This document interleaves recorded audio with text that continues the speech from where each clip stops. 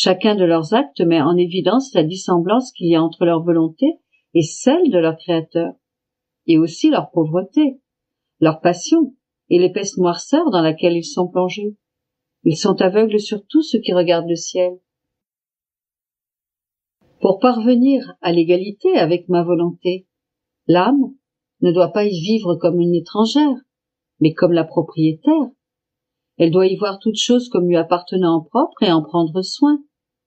Cependant, il est nécessaire qu'elle connaisse bien ces choses, si elle veut être en état de les aimer et d'en être propriétaire. Aussi belle et bonne que soit une chose, si elle ne nous appartient pas totalement, on ne peut l'aimer vraiment et lui accorder toute l'attention qu'elle mérite. On la regarde avec indifférence et sans s'y attacher. Par contre, si la chose devient notre propriété, on la regarde avec attention, on l'aime, et on va jusqu'à s'en faire une idole. Il en est ainsi non pas parce que la chose a changé ou est devenue plus belle, mais parce que c'est la personne qui a changé à la suite de l'acquisition de cette chose, comme sa propriété exclusive. C'est ce qui arrive à l'âme qui vit dans ma volonté. Elle perçoit ma volonté comme étant sienne. Elle ressent son aura céleste. Elle perçoit sa ressemblance avec celui qui l'a créée. Elle se sent investie des reflets du Créateur. En toute chose, elle ressent la puissance du fiat créateur. Dans la mer des biens qu'elle possède, elle dit « Comme je suis heureuse, la volonté de Dieu m'appartient et je l'aime. » Les actes accomplis dans ma volonté se diffusent partout. Au lever du jour, tu m'as dit que mon esprit s'éveille dans ta divine volonté et couvre de ta volonté toutes les intelligences des créatures pour qu'elles s'éveillent dans ta volonté.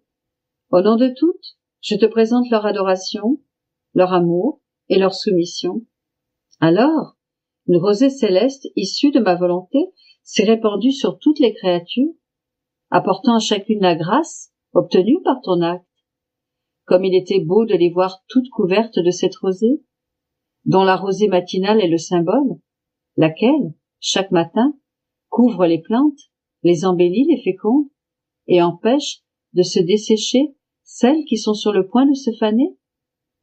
Aussi ravissante que soit la rosée matinale, la rosée résultant des actes effectués dans ma volonté l'est bien plus encore. Je dis à Jésus, pourtant, mon amour est ma vie. Malgré cette rosée, les créatures ne changent pas.